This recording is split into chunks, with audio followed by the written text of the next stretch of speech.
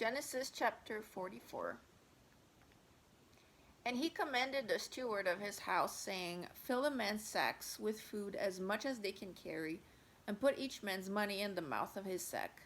Also put my cup, the silver cup, in the mouth of the sack of the youngest, and his grain money. So he did according to the word that Joseph had spoken. As soon as the morning dawned, the men were sent away, they and their donkeys. When they had gone out of the city, and were not yet far off, Joseph said to his steward, Get up, follow the men, and when you overtake them, say to them, Why have you repaid evil for good? Is not this the one from which my Lord drinks, and with which he indeed practices divination? You have done evil in so doing. So he overtook them, and he spoke to them these same words. And they said to him, Why does my Lord say these words? Far be it from us that your servants should do such a thing. Look, we brought back to you from the land of Canaan the money which we found in the mouth of our sacks. How then could we steal silver or gold from your Lord's house? With whomever of your servants it is found, let him die, and we also will be my Lord's slaves. And he said, Now also let it be according to your words. He with whom it is found shall be my slave, and you shall be blameless.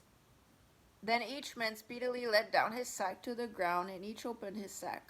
So he searched. He began with the oldest, and left off with the youngest, and the cup was found in Benjamin's sack. Then they tore their clothes, and each man loaded his donkey, and returned to the city. So Judah and his brothers came to Joseph's house, and he was still there. And they fell before him on the ground. And Joseph said to them, What deed is this you have done? Did you not know that such a man as I can certainly practice divination? Then Judah said, What shall we say to my lord? What shall we speak? Or how shall we clear ourselves? God has found out the iniquity of your servants. Here we are, my lord's slaves, both we and he also with whom the cup was found. But he said, Far be it from me that I should do so. The man in whose hand the cup was found, he shall be my slave. And as for you, go up in peace to your father.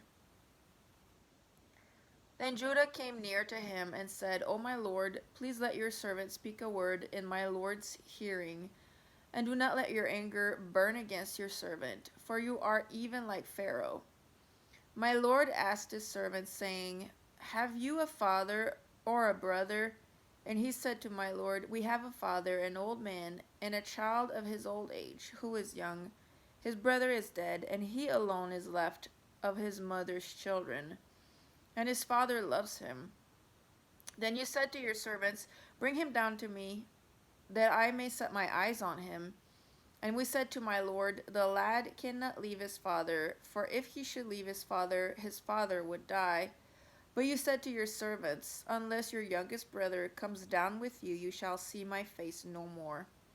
So it was, when we went up to your servant my father, that we told him the words of my lord. And our father said, Go back and buy us a little food. But we said, We cannot go down. If our youngest brother is with us, then we will go down, for we may not see the man's face unless our youngest brother is with us. Then your servant my father said to us, You know that my wife bore me 2 sons, and the one went out from me. And I said, Surely he is torn to pieces, and I have not seen him since. But if you take this one also from me, and calamity befalls him, you shall bring down my gray hair with sorrow to the grave. Now therefore, when I come to your servant my father, and the lad is not with us, since his life is bound up in the lad's life, it will happen when he sees that the lad is not with us, that he will die. So your servants will bring down the gray hair of your servant our father with sorrow to the grave. For your servant became surety for the lad to my father, saying, If I do not bring him back to you, then I shall bear the blame before my father forever. Now therefore, please let your servant remain instead of the lad, as a slave to my lord, and let the lad go up with his brothers. For how shall I go up to my father if the lad is not with me, lest perhaps I see the evil that would come upon my father.